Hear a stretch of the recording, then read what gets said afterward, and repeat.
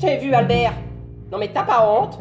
On vient ici pour faire des conférences sur les changements climatiques et tu t'apprêtais à monter la climatisation?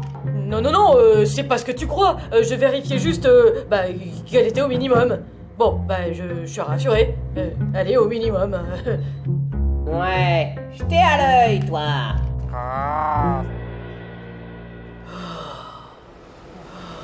Ah, je me ferais bien un petit cocktail crevette papa et moi. Bah, Albert, mais qu'est-ce que tu fais là? J'ai chaud. J'ai tellement chaud. La banquise me manque.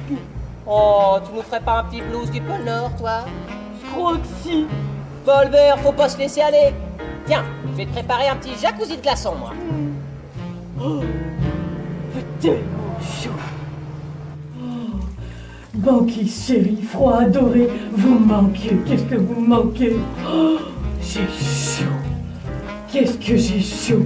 Il faut trouver des solutions.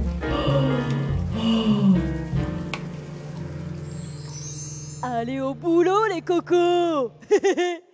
Avec mes copains du climat, on s'est dit que pour limiter les dégâts, il ne faut pas que la température augmente de plus de 2 degrés. Eh bien pour ça, il faut diviser par 2 les émissions de gaz à effet de serre. Sauf pour les pays industrialisés où il faut les diviser par 4. D'ici 2050, ça nous laisse 35 ans. Ouais, super. Bah, j'espère que t'as un copain qui va à l'école avec Harry Potter parce que sans baguette magique, je ne vois pas. Mais Liv, il faut pas tout inventer. Il existe déjà plein de choses qui ne demandent qu'à être développées. Bah, explique-nous alors. Bon, par exemple, pour les transports, il y a plein de choses à faire. Est-ce que vous connaissez des moyens de transport qui polluent pas, les enfants? Ouais? Le vélo? Le vélo. Ouais? La trottinette? La trottinette. La marche à pied? La marche ou à la pied. nage? Ou voler aussi. Quoi d'autre? La Les voiture voitures électrique. électriques, ouais? Oui? La trottinette électrique, oui. Ok. Le skate. Moi, j'adore le skate. Je suis super fort en skate. Bon, alors, je résume. Les transports en commun. Comme ça, on met plus de gens dans un seul véhicule.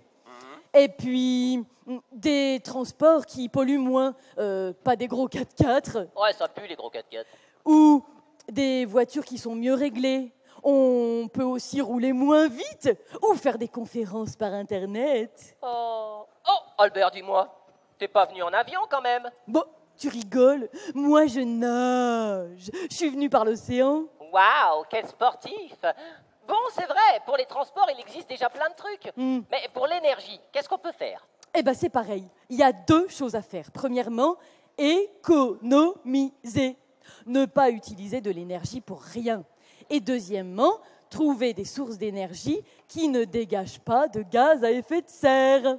Ah, économiser, ça me rappelle un truc.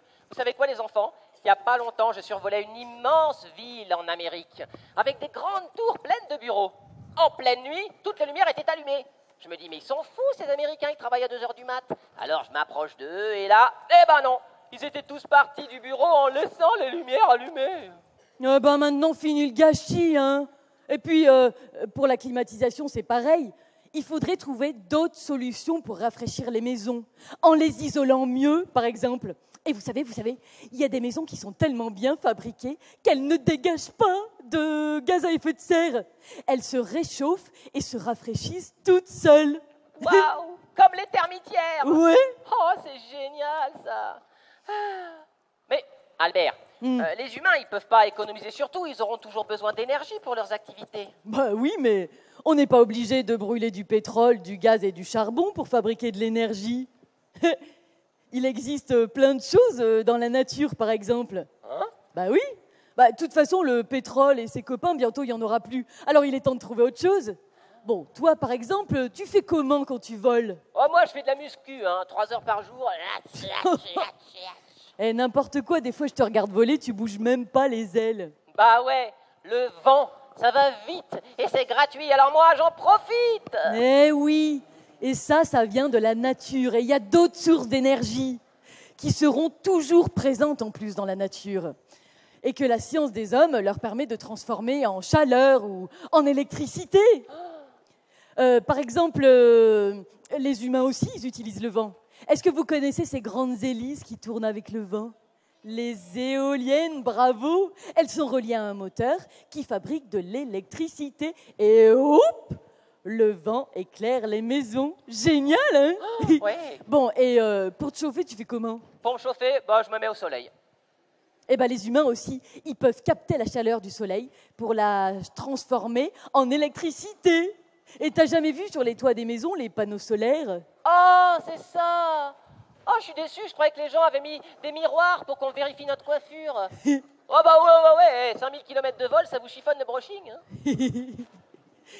Le soleil, le vent, il y a aussi la force des rivières dans les barrages, ou la force des marées, ou des trucs tout simples. Tu sais, au Ghana, j'ai lu un truc sur un projet où des tourniquets d'une école, en tournant, eh ben, ils fabriquaient de l'électricité. Wow. Génial, non? Ouais.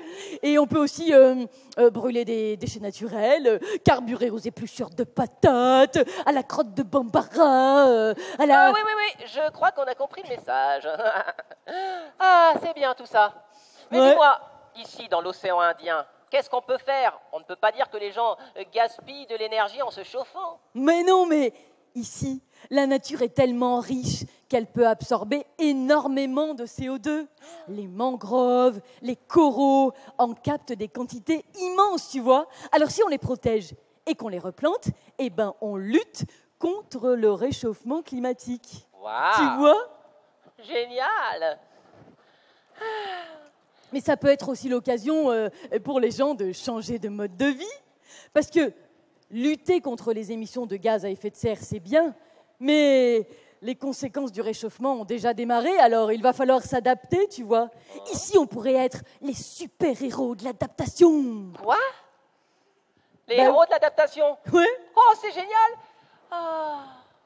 Tout cet optimisme me donne de l'énergie, Albert. Ouais, de l'énergie éolienne, de l'énergie solaire, de l'énergie goélandique. Attends, bouge pas, je reviens. Les livres, tu pars encore? Voilà.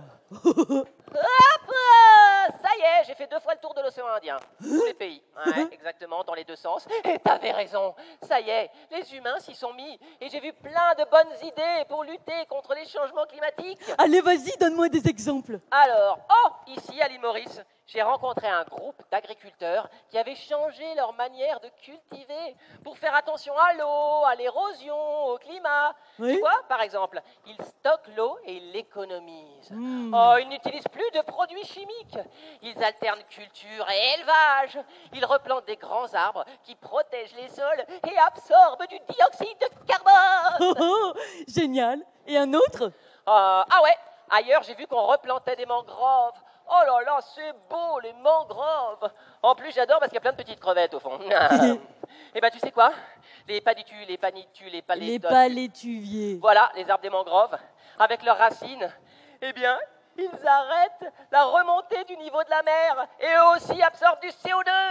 Génial. Et t'as encore des exemples? Dans la mer, on a créé des zones protégées où on replante du corail quand il a blanchi à cause de la chaleur. Oh là là, c'est mignon les bébés coraux. Ah ouais, c'est trop chou. Et moi, j'espère que ça va attirer les poissons, parce que le poisson, c'est bon.